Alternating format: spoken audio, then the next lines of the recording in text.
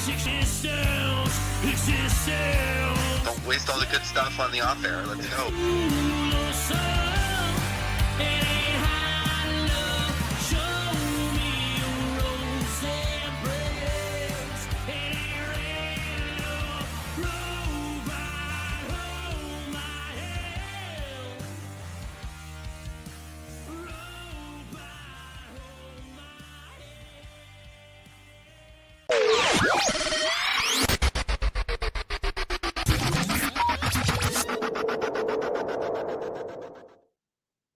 Hello, Canucks fans. Welcome back to another episode of the Canucks Conversation, brought to you by the great folks over at Zephyr Epic. Use promo code Hockey Season, capital H, capital S, all one word, Hockey Season. That will get you $5 off your order at ZephyrEpic.com. Free shipping, Canada-wide, on any order over $50. So be sure to go check them out. Retail location in Surrey as well. That is ZEPHYR Epic on all platforms: Facebook, Twitter, Twitch, Instagram, whatever it is. They've got you covered for all of your trading card needs. So be sure to go check them out. Local support local. Go check them out.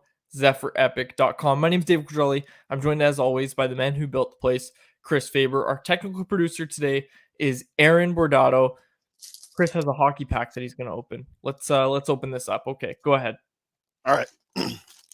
As you do that, I should mention, we wanted to say our thanks to Alex Allard. He's no longer with the Nation Network, won't be on our show anymore, but we wanted to extend our thanks to Alex. He was great with us. We had a lot of fun with Alex Allard, so we wanted to give a quick shout out to Alex. But yes, as I mentioned, Aaron Bordato is our producer today, and I believe every day going forward. So shout out producer Aaron. But you've got a hockey pack there. Yeah. Gonna miss Alex, that's for sure. I think Alex did an incredible job producing this show in his time here. Everybody knows that in the chat. Unfortunately, some things come to an end, and this is that type of situation. So we'll miss Alex Allard and wish him nothing but the best moving forward. We'll miss producer Alex, that's for sure. You know what? I got a very good card here, a very good card, and I really think I actually should look up the value here. This is a Young Guns of Arbor Xhekaj. Is that how you say his name? Arbor Xhekaj? The guy from the Montreal Canadiens. But here's the thing, and I learned this from the good folks down at Zephyr Epic. The French Young Guns are extremely valuable.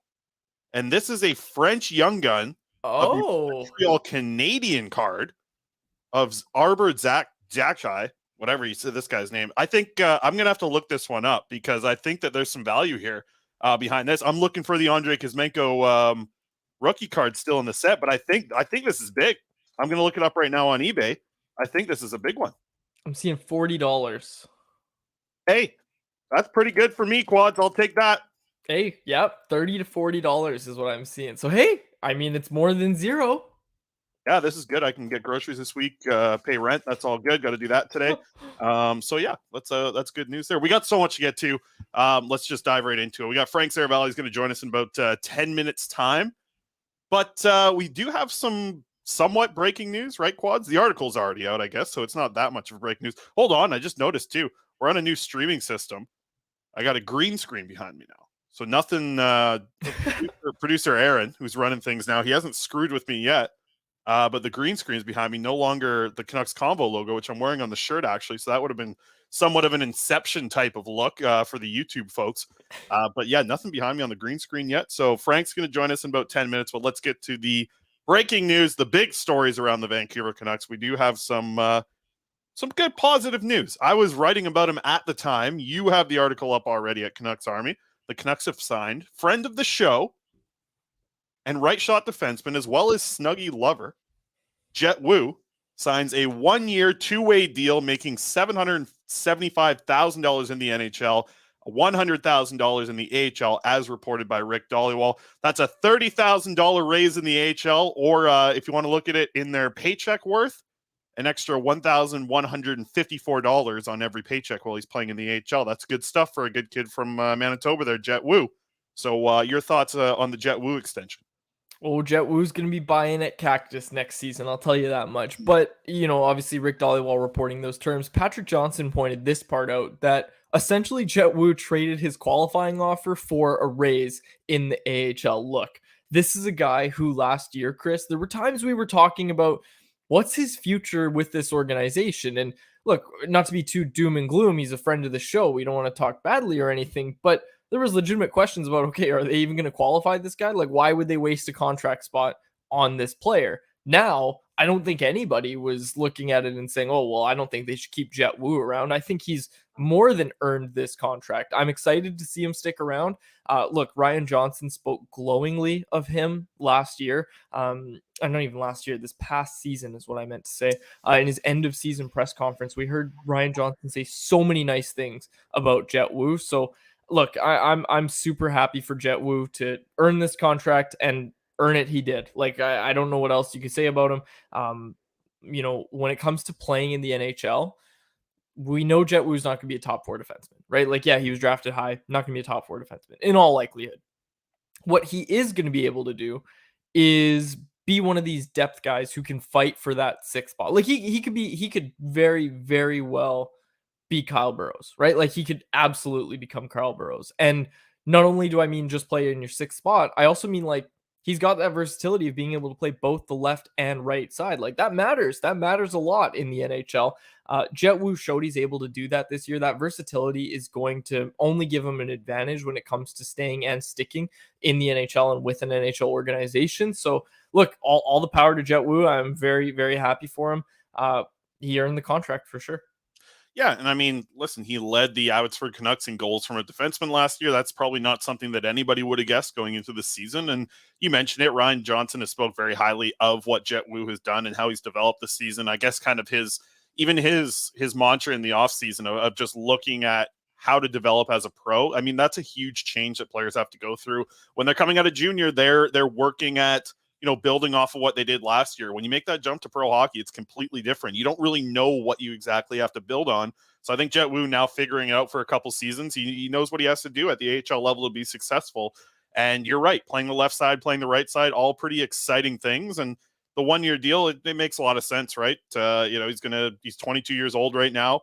He's going to be an RFA at the end of his contract as well. He's just going to get the 1 year to kind of prove himself. If he's playing NHL games, then he gets a longer-term contract. If he's still stuck in the AHL, maybe we're looking at another 1-year deal at the end of this. So overall, yeah, just nice little piece of news nugget there with Jet Wu, and we're happy. Friend of the show, he's been on here a couple times and had some fun with us.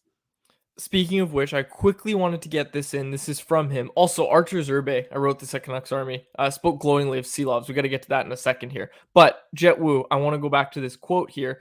We talked to him last season during the playoff run for Abbotsford. I keep saying last season. It was like 2 months ago. We talked to him about 2 months ago about the Abbotsford playoff run and his season personally. And I want to remind people what he had to say because it gives you kind of an outlook of what he's thinking for this next season, because he basically told us, he said, I think I'm just trying to take this next year as another development year and really try to hone into my game, being more strong defensively, move pucks, and at the right times be offensive as well.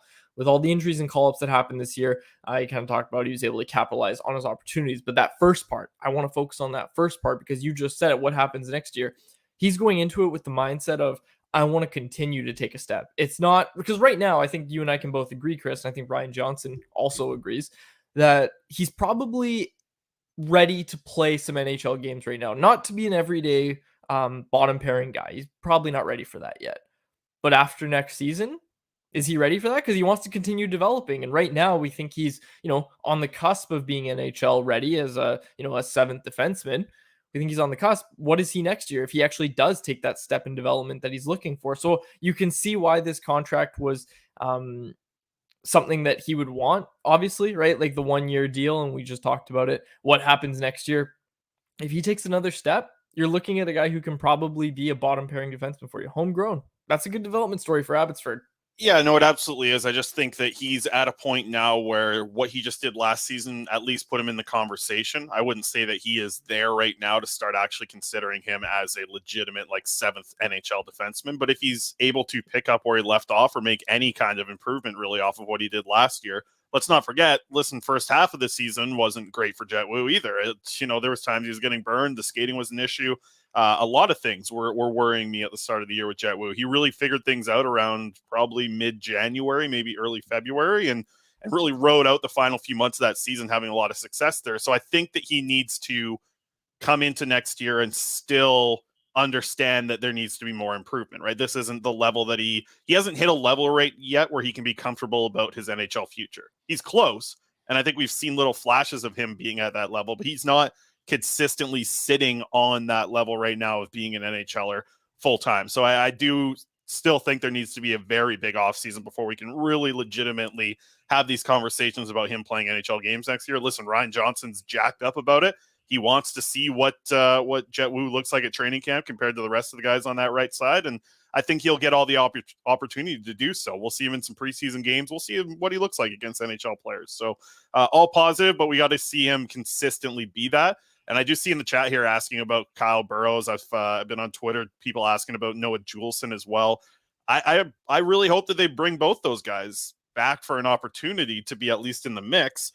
I'm just a little bit curious if they're going to go away from the two local kids. So that's going to be interesting here because, man, Burrows, we saw him out at the AHL game. He's out there supporting the Abbotsford Canucks without a contract for next season. Noah Juleson's from Abbotsford. You want to see him back in at the Abbotsford Center next year. He's a great AHL defenseman. So we'll see what happens with those two. But as of right now, I'm not hearing anything along the lines of those guys even having contract offers in front of them, because I do think that both those guys would probably want to stay in this organization here where, you know, they're hometown guys. They want to play for the Canucks, whether it's at Abbotsford or in Vancouver. We'll have to see what happens. But right now they are kind of filling up. You think about the right side of this team, right? Like Philip Johansson now. You have Jet Wu obviously getting the contract. Philip Hronek, Tyler Myers. Like they have a decent amount of guys there on the right side that I think they can kind of patch their way through a season if they need to. But the hope is obviously to have a defense that you don't have to worry about patching throughout the season. You want to be a defense that you feel confident in. So we'll see. Maybe those guys like Burrows and Juleson are just at the point right now where the organization, like I said, they want to build a good defense. Is Kyle Burrows and Noah Juleson in their plans moving forward? I don't know, because we're starting to see a lot of contracts come out for these guys, whether it's just a 1 year or a little extension. They still have the Ethan Bear contract to worry about too. Let's not forget about that. Like the right side is starting to fill up with some bodies, and I'm curious to see if Juleson and Burrows are on the outside looking in. So we'll see what happens. But no matter the case, Jet Wu, I think he's going to continue to build, and we'll see. I think we'll see him in NHL games next year. But you brought up Archer Silovs. We haven't had a show since he won tournament MVP and was given a crown by Latvia. Are they calling it Archer Silovs Day? I know they made it a national holiday on Monday after the tournament there. But I'll let you go off here. Archer Silovs wins tournament MVP at the World Championships. Yes, so that Monday has been declared a holiday in Latvia. So that was the day that they returned home. They actually played the bronze medal game, so they're playing every game prior to that in Riga in front of their home crowd, which, by the way, that home crowd, Chris, the crowds in Europe, phenomenal. There's nothing on the Jumbotron saying make some noise or whatever, we see in North America. None of that. You didn't see any of that. You saw the crowd just on their feet, cheering nonstop. Awesome environment, I would say. So Archer Silovs returns home, obviously .921 save percentage to finish out his tournament.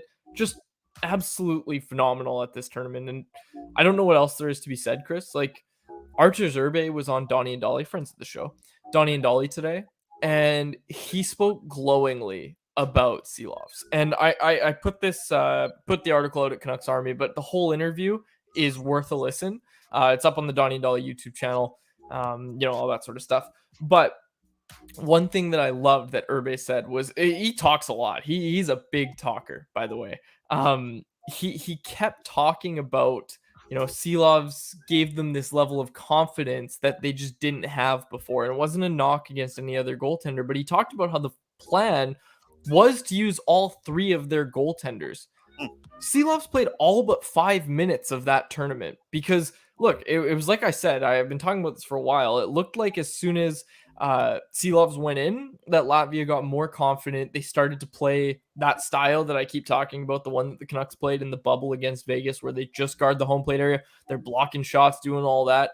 Latvia started to take another step when Silovs was in net, and Irbe talked about it, and he said that level of confidence just came from Silovs. It started at the back end, and it just went through the whole team. And look, like Irbe had some really interesting things to say about Silovs. He talked about how he saw or he felt what Seelovs was feeling when he was watching him play, and it was just yeah, he said he's NHL ready, all that sort of stuff, but really, really interesting interview. Definitely worth a listen.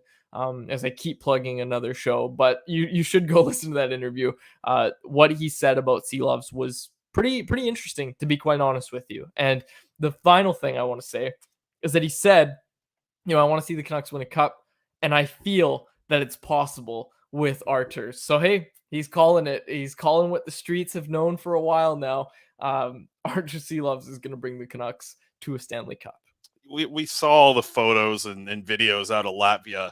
How cool is that hockey can do that to a country? And how crazy is it that hockey, it kind of requires Olympic play for Canada to get to that point? This is supposed to be our sport. It's supposed to be the sport that Canada just is obsessed with. And you see the way that Latvia reacts to a world championships. I mean, I thought Arturs Irbe, I believe, said something in that interview about like, this isn't a once in a generation thing. This is a once in a lifetime event for hockey fans. And I mean, that was what is bang on. And you could see it represented by the fans out there in Latvia. That was incredible. Final little piece of news nugget I want to get to before we get to Frank Seravalli. Saw this reported by Tyler Green of Daily Hive that RayFerraro could be doing up to 25 games on the Canucks broadcast. I know his ESPN contract expires after next season. So is 25 games potentially a little trial before maybe going full-time in 24-25? RayFerraro, who a lot of us had at the top of our power rankings to be the color guy, replacing obviously John Garrett, Cheech, an incredible job. I think it's going to be very hard, even for RayFerraro, to replace Cheech, just because of the chemistry between Shorty and Cheech. I mean, that's impossible to create. You remember this from 3 years ago at BCIT, how hard it is to create chemistry quads. But I mean, we're seeing these reports of RayFerraro. I mean, you can't ask for a guy much better, right? I think the hope would be maybe Kevin Bieksa absolutely kills it as a color guy, and he would be like the next best guess. But to me, like, RayFerraro is the cream of the crop. That's the best color guy you can have in hockey. So this would be great, even if it is just for potentially up to 25 games next year on the Canucks broadcast. Yeah, and I mean, look, Ferraro is a guy who knows Shorthouse. He knows Murph pretty well. Look, those are all the North Van guys, right? Like, they all golf together, all that sort of stuff. So yeah, he's a great option. Like you said, probably 25 games based on the report from Daily Hive. The thing that I can't stop thinking about, Chris, is this is just a problem that didn't need to be created. You know what I mean? Like, it didn't have to. I don't know. Like, you didn't need to. You wouldn't have to find a replacement for John Garrett if you just left him on the broadcast. I don't know. Anyways, I'm not gonna get into all this, but I'm with you. I do think it is.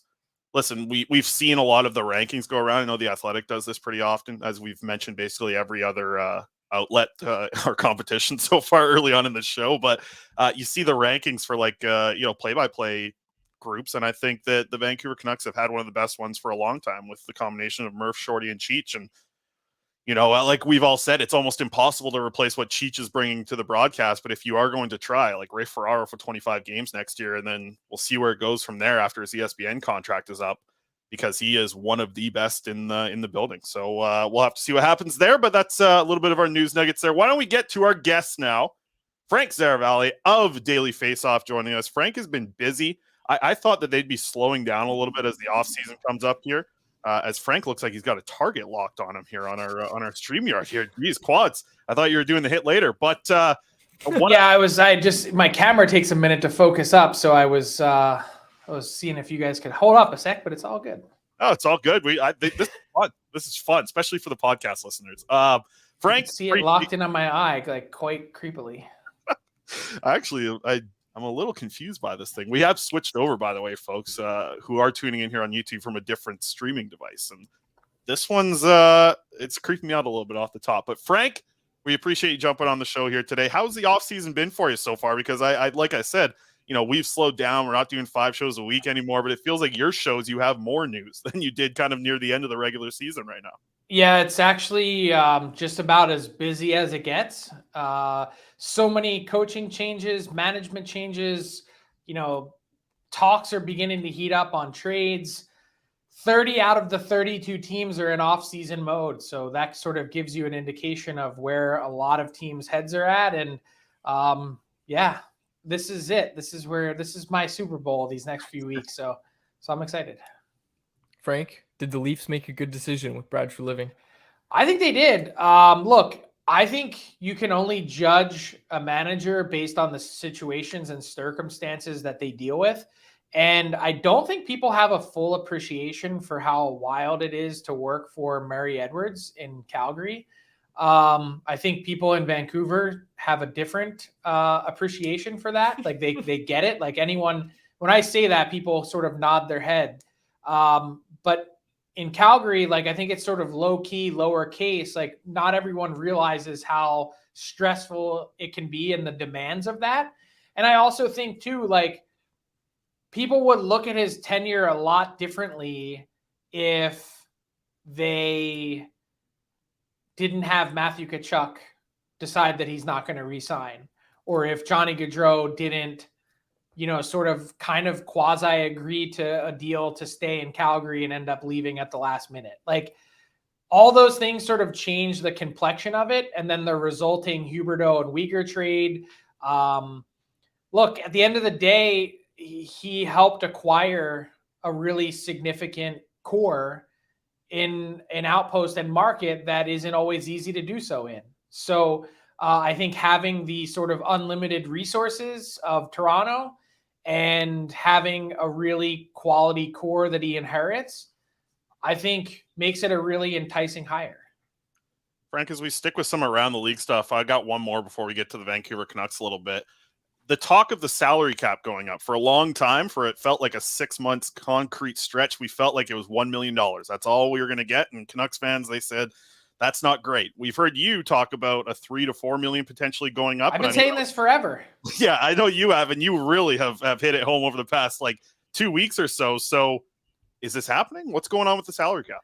Look, I firmly believe that the NHL knows in its own back pocket, in its own executive boardroom, that no one that's affiliated with the league wants to see a fourth straight season of a frozen salary cap. And more to the point, given that this debt from players to owners is scheduled to be paid off so early next season, it doesn't really even make a lot of sense.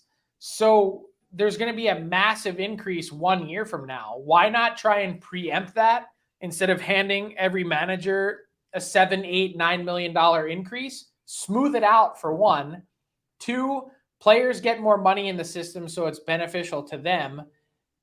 And, there's a way to do all of this without impacting the escrow cap that's already been negotiated. I believe that to be the case. The league wants something in return, as they are wont to do. And we'll see where it goes. We've got 3 weeks, essentially, maybe 4, to really figure this out and give teams an answer, because I wrote about 5 buyout candidates today, and you can't really make a judgment call on who you're buying out necessarily, regardless of when the window opens, until you really know what your salary cap upper limit is. And that may not come until June 26th-ish, with the NHL draft on June 28th. Frank, you make a great case for everything making sense for the cap to go up. Why wouldn't it? Why would it stay at 1 million instead of 3 to 4, somewhere around that range? Why would this not happen? The easiest answer for you is that the NHL wants to be difficult, that they are, sort of essentially for the first time since Marty Walsh took over as NHL Players Association executive director, they want to get something for it. That's traditionally how it's worked. Whenever the players ask for something, there's always an answer from the NHL. And if they want to be a stick in the mud, essentially all they have to do is point towards the memorandum of understanding, which just dictates very clearly, if the debt is not paid off, if one penny, $1 has not been paid off on this debt, then the cap can only by formula increase by 1 million. So it's spelled out in black and white. The NHL doesn't have to do anything, yet whatever they would do, you guys have been around long enough to know that it's not going to be out of the kindness of their heart. No kidding. Okay, speaking of kindness out of their heart, is there any team willing to take JT Miller this offseason, do you think? I do think that there's a path. I think the Canucks have to properly adjust their expectations going in, because I think the easiest way to simplify this conversation is, would someone sign JT Miller at the contract that he's at heading into next season if he were to be a free agent this summer? And my answer is, on a contending team with this crop of free agents, if you believe JT Miller is a center and you see him as a sort of 85 to 90 point impact player in this league, the answer is probably yes. You can forget about the tail end and the term of the deal, because contending teams kind of always worry about that part of it later. It may be someone else's problem to deal with if you're a GM. But will they pay a premium on top of that contract and give the Canucks what they were asking for at the deadline, which was essentially 2 first-round picks? Will they do that and sign JT Miller to that type of contract as a free agent? I'm not convinced that's the case. And I think those expectations, it's a pretty similar conversation to the one that you would have about Erik Karlsson leaving San Jose and the cap implications of that deal, that you'd have to, sort of check those at the door and properly value the creation of the cap space in your own organization in order to do that. And I know that that's probably easier said than done, because it seems like the Canucks haven't properly valued that flexibility and space based on their actions to this point. I think what's interesting, Frank, and you brought it up there, it's like the additional assets to not only just taking the contracts. I don't think the Canucks are looking to just get rid of this contract for nothing, like you said. And because they want to be competitive. Exactly. They're in the camp that I think a lot of people in Vancouver look at teams that they should be trading with. That seems to be what the Canucks think they are. And JT Miller is a perfect example, because you look at this free agency class. You've brought it up. I've heard you say this all season long. This is not a free agency cap where you got to start, saving your pennies because you want to spend money here. So how much is there going to be a player that even gets close to what JT Miller is making in free agency this year? Somebody getting anywhere near $8 million? Because then what I think is maybe a team would be willing to give up some assets to be able to take that contract, because there's just no one in the same stratosphere as not JT even close. And that's really what lines up to make this a perfect sort of storm for the Canucks. This is exactly the type of year you'd want to be having this discussion. Could you imagine having it last year with a Johnny Gaudreau on the board or someone else that's a big-time, big-name free agent, where there's still only limited dollars to go around? You're hitting it at the exact moment in time where, again, theoretically, the cap should be going up, well, for one, and two, it's a shitty free agent class. So you mash those two things together and the Canucks' need for cap flexibility, and you say, this makes a lot of sense. However, are they going to find that there's the proper juice for that squeeze in order to part with the player? Because obviously they still like him. And you see the run that he had under Rick Tocchet, and you say, well, maybe he can be that guy. My concern with JT Miller has never really been the here and now. It's the later term for when the Canucks should actually theoretically be building for. That is really the core issue. And that is going to be the interesting thing, because I don't think anybody knows what the thought is, aside from people internally there, where the direction is. Because you're right, it feels like the amount of paths that you could have taken are starting to be canceled out, and you're honestly at the point right now where what you've done with Philip Hronek trade and these other situations of moving high-end draft picks for players, you've kind of taken away the chance to rebuild. You're almost taking away the chance to retool with the contracts that are starting to come over the next couple of years here. It's going to be interesting to see. So I'm curious with that point, if the Canucks want to get competitive next season, and that seems to be the way that they're on their track right now, how much is that 11th overall pick in play, Frank? And I mean, it's the most consistently moved first round pick over the past 10 years in the NHL, the 11th overall pick. And the Canucks are holding on to it this year, in a year where they want to get competitive next season. So how much in play is that 11th overall pick when you look at guys in the first round who have first round picks, I guess? It shouldn't be.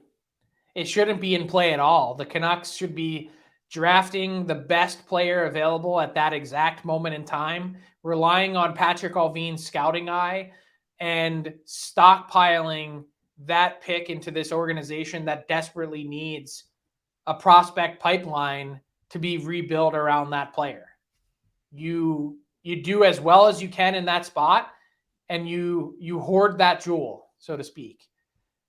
To think that the Canucks are going to move it for immediate gratification, I think just sets this team back another 5 years.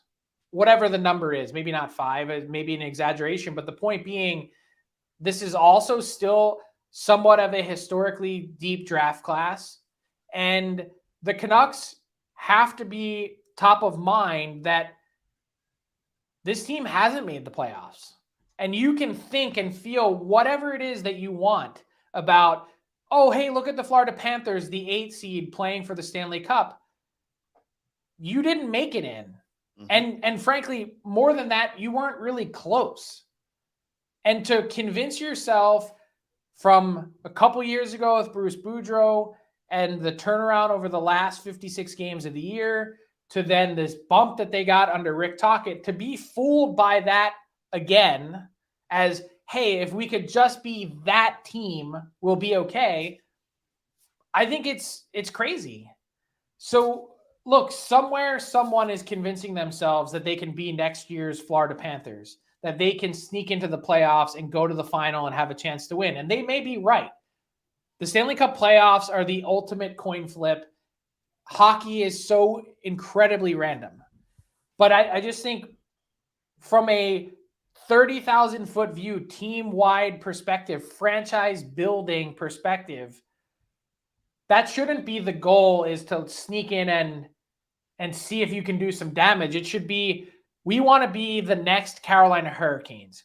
We want to be consistently excellent every single year and have a chance to win the Stanley Cup every year. That maybe you don't. Maybe you fall short. You know, Carolina's been to the conference final now twice in the last 4 years.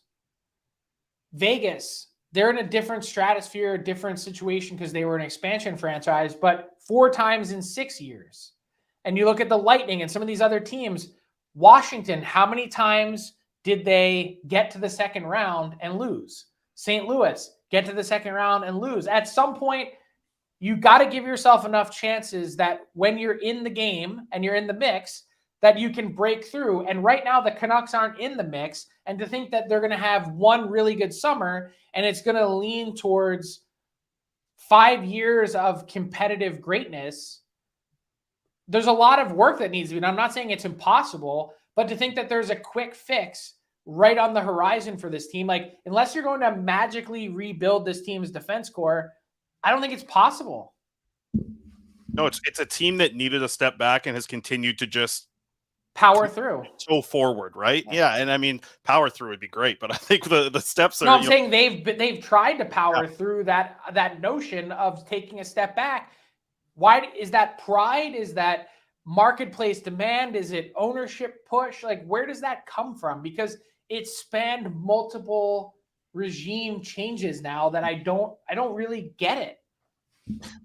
We're trying over here, Frank. We're trying to get it as well. One of the quick fixes that people have floated, Oliver Ekman-Larson buyout. I know that this is something you've talked about a lot lately. This doesn't sound like it's happening in Vancouver, you believe? No, I look, is it out of the realm of possibility? No. I still think you're dealing with $10 million in real cash savings, which I think should always be top of mind when you're looking at a situation like this. But the sheer length of it, how punitive the cap hits are, it's an easy, immediate gratification of, wow, you can wipe almost all of that off the books for the first year of the buyout. But essentially, I think if you were to do that, what you'd be doing is actually basically trading for Oliver Ekman-Larson again.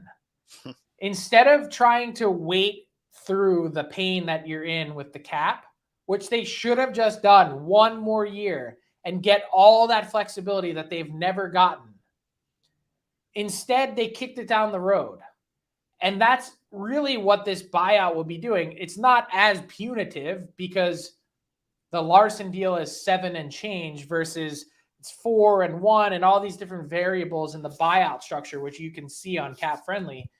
But it's the overall notion of it that yes, the cap's going up, and yes, those cap hits in the buyout are going to be less painful as they go on. Theoretically, we don't have a crystal ball and can't actually rule out that there will be some other crazy world-altering event like a pandemic.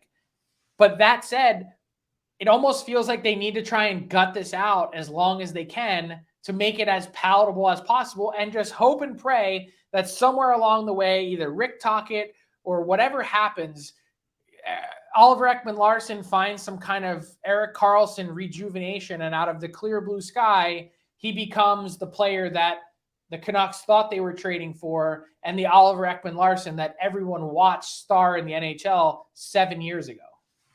I heard you talking about this with Mike. I believe it was yesterday. Do you think there's any possibility that we can even see a small bounce back from Oliver Ekman-Larsson? This guy was below replacement level when he's playing last season. Well, didn't you answer your own question? Like, the only way, theoretically, if you're already below replacement level, is up. At what point does pride kick in for that player to say, I've been subpar? I don't know if it's an attention to detail thing. I don't know if it's a motivation thing. Whatever it may be, he seems like he's lost. And when you consider the amount of money you're making, I don't know if he just shrugged and just like, this is an absolute shit show here. I think a couple players did that last season at a certain point. But you can't throw in the towel when you're being paid that much money. You have to have some sort of fire in you that makes you want to play for more than that to defend your own name. Absolutely. Frank, you've had some fire in you. This is an incredible hit. Thank you so much for taking the time today. The chat's going nuts. They are loving it. A lot of them are saying, thank you, Jim. I believe that's a throwback to Jim Bradley a little bit. But good stuff, Jim Benning there. All right, Frank, appreciate you taking the time today. Excellent stuff. Thanks a ton. Have a good one, guys. Absolutely. There he is. Frank Seravalli joining us there. A lot to chew on there from Frank. What do you want to start with there, Quads? Anything? Actually, you know what? Sorry, we are going to transition a little bit to the draft plan. Just a quick little conversation there. Was surprised that Frank said that, that 11th should not be in play at all. I think there are some options where it could make sense for the Canucks to move that pick, but Frank kind of mentioned it, it sounds like the Canucks want to get the best player available in that draft at 11, and that's an option too. I'm not saying that's a bad plan. I wonder about draft capital in total and the value you might be able to get if you are making a trade. And I do have a bunch to kind of get into, some trade options here, which we'll get to. But what did you take away aside from that draft talk that you maybe want to hit on before we dive into this draft pick stuff? Quickly here's what I found really interesting was the talk of the $7 to $9 million increase in the cap next season, 2 seasons from now, if it doesn't go up by any amount this offseason or more than the $1 million. You get what I'm saying? I found that interesting, Chris, because I was thinking about the JT Miller contract and Jim Rutherford's quote, which we've all bookmarked, where he said the JT Miller contract is not going to affect the Canucks' long-term functionality type thing. Like, that's what he said, was just long-term, this contract, the cap's going to go up, not gonna affect us at all.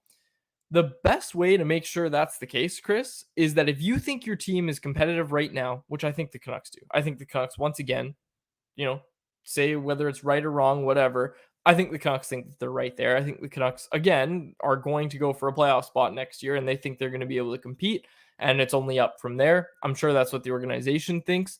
If you're in that spot, the best way to make your team actually good is to have these guys on ELCs, these difference makers on entry-level contracts. And for the Canucks drafting a player at 11th, let's say you take a right-handed defenseman that you really believe in. If you're able to add that guy to your defense core and he's playing in your top 4, and look at this team, right? Like, if he's playing in your top 4, he's probably playing with Quinn Hughes. Like, as a rookie, he's probably playing with Quinn Hughes. Or am I wrong about that? I don't think so. Philip Roenick, you're probably not going to put him with Hughes. If he is, whatever, that's fine. The point stands. This guy's going to play in your top 4, potentially your top pairing.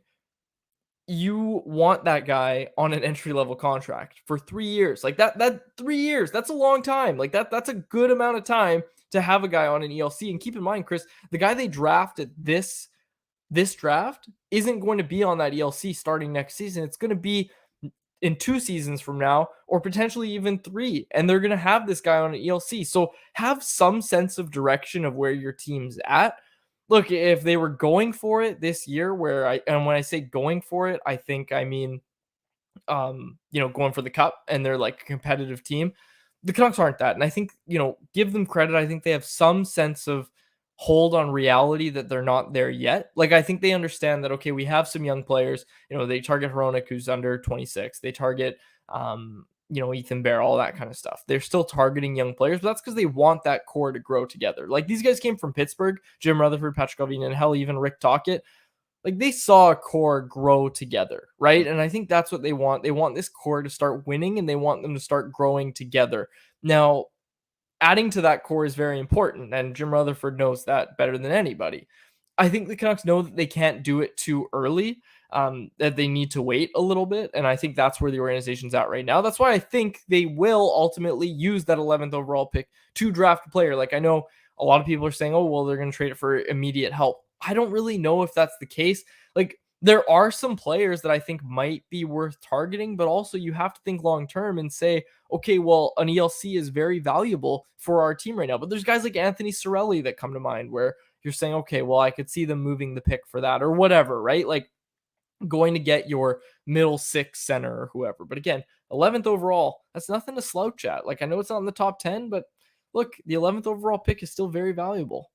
Yeah, and you know what? In this draft, it feels like a top 5 pick. Like, it feels like the value of this draft pick and the way that this draft is so deep, it feels like you're picking at like 6 in a regular draft, right? Like, this feels like you think you're in a spot where the Canucks are at 11, where they're going to get a player.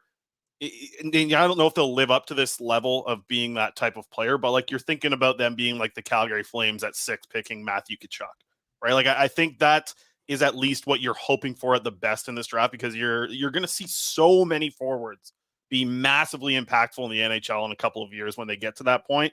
So I think you have to explore the options. I do agree. Like, to my own point, this draft is so deep that at 19, maybe you're finding a player that you feel similar to at 11. Right. So if you're able to pick up an extra second round pick, I think that's an incredible move. So let's get to the draft plan a little bit, because I do have some graphics I want to bring up. Let's start with the one that's been talked about a lot. And I see Bedard's burner in the chat. Trading the 11th pick to Chicago is the only logical option. Let's have a look at what Chicago has for their draft picks. As you can see here, they have 2 first round picks, obviously first overall with their own pick. They have the 19th pick in the draft, which is the Tampa Bay Lightning's pick. They have the 35th pick in the draft, the 44th pick in the draft, the 55th pick in the draft, and the 51st pick in the draft. So 4 second-round picks there to play with. If you are trying to move up from 19 to 11, the Chicago Blackhawks make the most sense. Having those 4 picks in the second round, with Vancouver not having 1 pick in the second round, this is the most obvious option if you're going to go that direction. I am curious to see how much worth you can get from a move up from 19 to 11. Is it worth as much as a 35th pick being added in there as well? Basically a first round pick, right? Like the top of the second round coming to you, to the Vancouver Canucks. I'd be curious to see if it gets that level. And I think it's going to depend on, like, I don't see this trade being done 2 days before the draft. I see this trade happening on the draft floor. Chicago sees that guy at 11 that they love. Maybe it's Dvorsky or something, or Reinback, or whoever they really want, or a guy that potentially is like a winger to, maybe it's Colby Barlow to play alongside Connor Bedard. Like, that's where I could see this trade really happening if it does end up happening. I don't see this one being one that happens prior to the actual draft starting. Yeah, I think you have to keep in mind there's some guys that might slip. Like, if you're trading this pick and then Zach Benson, Matvei Michkov slip down in the draft, that's like a fireable offense, right? Like, if you don't have a chance. You just hit on there for us. Imagine Michkov and Bedard being like, that would be, Chicago would give up a lot. Say Michkov slides to 11 and the Canucks are sitting there. You could get a haul back if you're the Blackhawks and they're looking 5 years down the road of having a top line of Connor Bedard and Matvei Michkov. That would be fun. That would be very fun. Why would the Canucks trade that pick is what I mean. Like, why would they trade that pick? And why would it be fun if the Blackhawks had Bedard and Michkov? Why would that be fun? That is not fun. Honestly, in terms of hockey, I know it sucks that that's the team that would get it, but man, that would be wild. I just think that, hey, listen, when Michkov gets to the NHL, is Patrick Allvin still the GM of the Canucks? I would bet no. I would bet that he's not the GM of the Canucks. Stop allowing this 2-year timeline or this 2-year window persist. Like, it's not your job to say, oh yeah, well, Patrick Allvin's not going to be here. I know you're doing your job. I get it, because you're right. But The Canucks as an organization cannot function that way. They cannot function with a Well, guy they sure always do. on the hot seat. Dude, the idea that you're spewing right now, and this is misdirected anger. It's not towards you.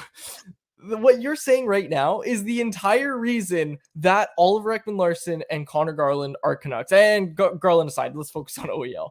He's the reason, that's the reason that Oliver Ekman-Larsson is a Canuck, is because Jim Benning, is Jim Benning going to be here in 2 years if they don't make the playoffs? No. Well, I better make that trade. And then what happened, Chris? They didn't make the freaking playoffs. They didn't make it. Jim Benning's long gone. Nobody's heard from him since. He's in witness protection. Nobody's heard from him. And we're still here. We're still here. We're still talking about this team. This team still has to deal with those mistakes. Don't allow a GM to just go out and make mistakes because he thinks he's on the hot seat. I don't know who I'm angry at right now. I'm pretty sure it's ownership, but don't have this idea that, oh, well, if they don't make the playoffs, he's fired. Don't have that idea. Let the GM do his job, right? And I know ownership or whoever might have trust issues about a GM doing his job because of the last GM. I get it. The pro scouting was bad, but this management regime, all of their bets on pro scouting have been pretty good. They've been pretty good. There's been no player that they've gone out and targeted that people have said, oh, I really dislike this player. It's always, well, I don't think the team's there. That's fine. You can have that opinion. But the players they've acquired, they've been absolutely fine. But I want them to make this pick. I really want to see them make this pick. We're way over time. Do you have anything else about draft plan? No, I do, but we'll skip it. I just think that, listen, no NHL GM is comfortable enough to believe that they're going to have their job in 5 years from now when Michkov gets here. So it's basically the OEL trade to the extreme. It's no GM feels safe 5 years from now. They have no idea. No GM in the whole NHL has a safety blanket that's 5 years long. It's just not going to happen. So I think Michkov really has the potential to slide. So we'll see what happens there. Okay, let's get to the odds and ends. There were some other teams I wanted to get to. The Predators are an option. Red Wings are an option. They have a ton of picks that can make a lot of sense. So we'll touch on that on another day. We do have a quick poll question. Let's pull this up and just get it going real quick. Our poll question, which I will pull up right now because I do not have it up, brought to you by the great folks over at Atlas Goods. Which positive prospect story did you enjoy following the most this season? Be sure to go to atlasgds.com and use our promo code CC15 for 15% off your first order of Pop Rinds. And if you haven't tried Pop Rinds, you got to try it. Get your best seasoning out there, dip them in some barbecue sauce, whatever you want to do.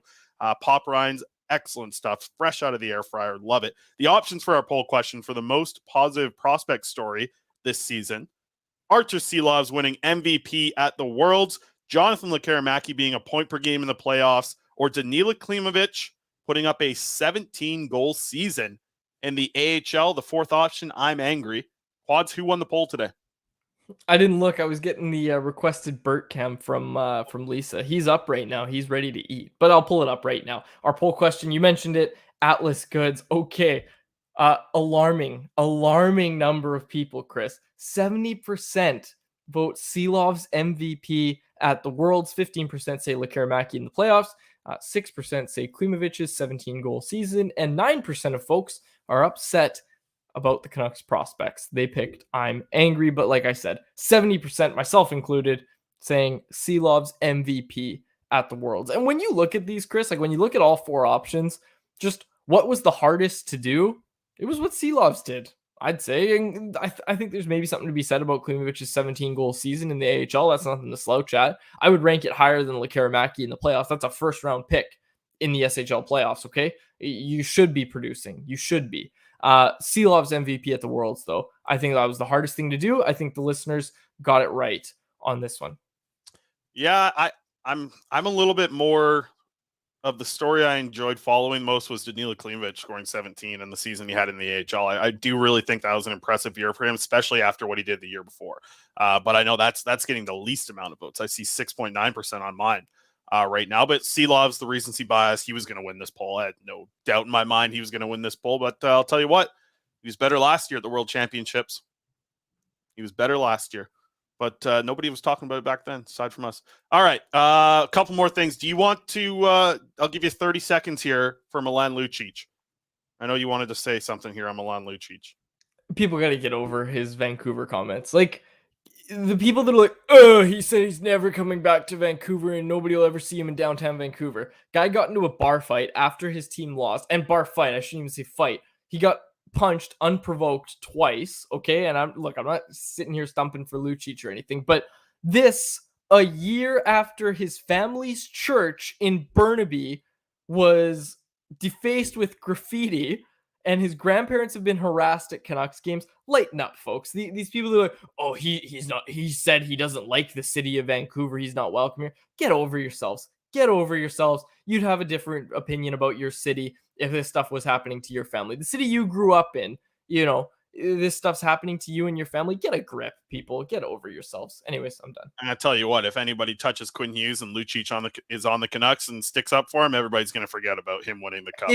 If you can have Milan Lucic at like league minimum, basically, right? Like the guy's trying to stick in the league. If he's playing as your 12th or 13th forward and he's making $1 million or less, a completely buriable contract, how do you not like that? I'm sorry. I don't care that a year after his family's church was defaced with graffiti that said "Go Canucks Go" and F the Luciches or whatever it was that it said.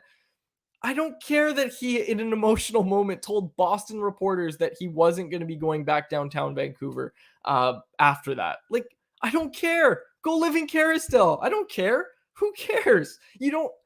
It's silly. And look, the guy's got kids now. Like, all of his spare time, if he were to come to Vancouver, would be spent with like dance classes, swimming, all that sort of stuff that parents do.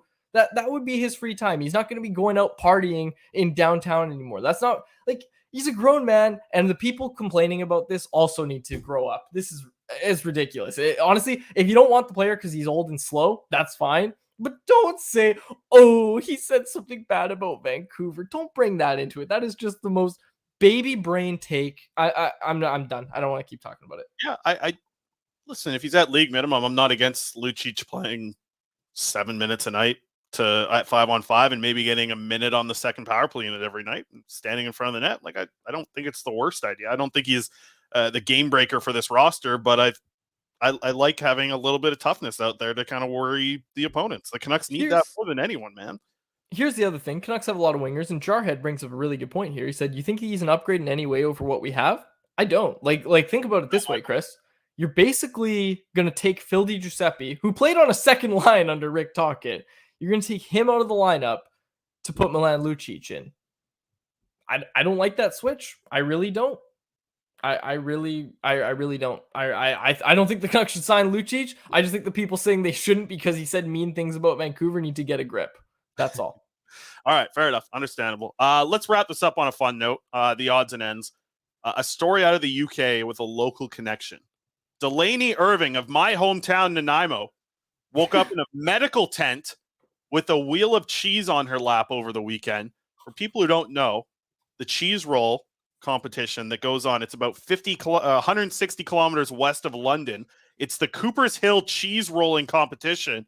And a girl out of Nanaimo in race 3 of the day ended up winning this. We have the video up here on the screen right now. Can't really see. They're all just look like ants coming down the hill, but the big smack at the end there. Oh my goodness. Delaney Irving of the great folks in Nanaimo. Nothing but good people there in Nanaimo. I was just there on the weekend. Awesome stuff. She won the race, but was unconscious when going through the finish line. An incredible scene. She was fine-ish. She definitely took a hit at this, and the interview is probably the best part of this. We have the interview here. Aaron, let's run this here to hear from Delaney. It was won by Delaney Irving from Canada, despite being knocked unconscious. Well, I decided yesterday that I would do the race, and then I started running, and I just remember hitting my head, and now I have the cheese. So I kind of blacked out for most of it. What a quote. Like an unreal quote.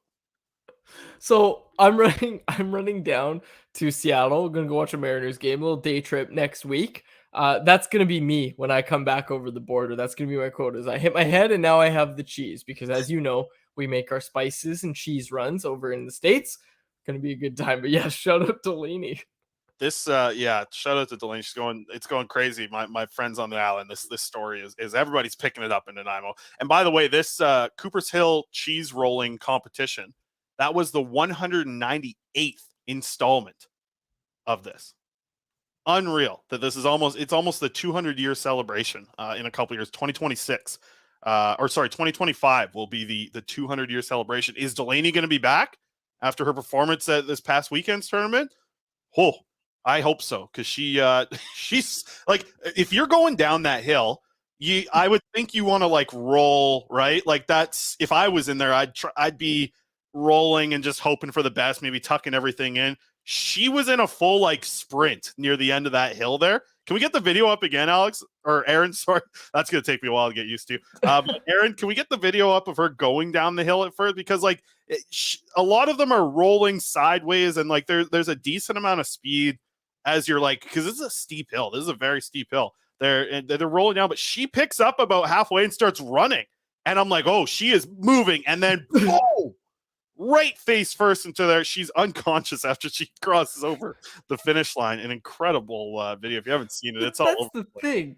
That's the thing, is that's what it takes to win, is running. Because I was going to say, like, rolling, you're not going to be as fast as if you're actually bounding down that hill as she was. And hey, that's what it takes to win. You know, Rick Tocchet, I heard, has already checked in on her availability for this free agency period. No, that's she's on LTI to start the season, but she's she's got an option here. And I tell you what, she's probably from the south end in Nanaimo, because that's where I grew up, in the south end.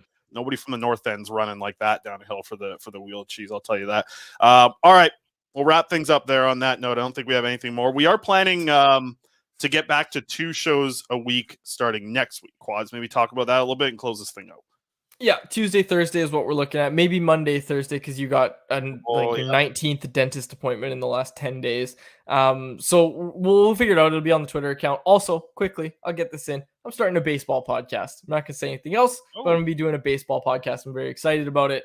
Details will follow. But for now, in the meantime, and in between time, my name is Dave Quadrelli. Our thanks again to Frank Seravalli and Zephyr Epic, of course, for sponsoring all of our guest segments. For my co-host, Chris Faber, and of course, our technical producer, Aaron Bordato. Took me a second as well. My name is Dave Quadrelli. Thank you so much for listening to another episode of the Canucks Conversation. Thanks for listening to Canucks Conversation. Hit the subscribe button to never miss an episode. How about keep it to a thank you, Jim?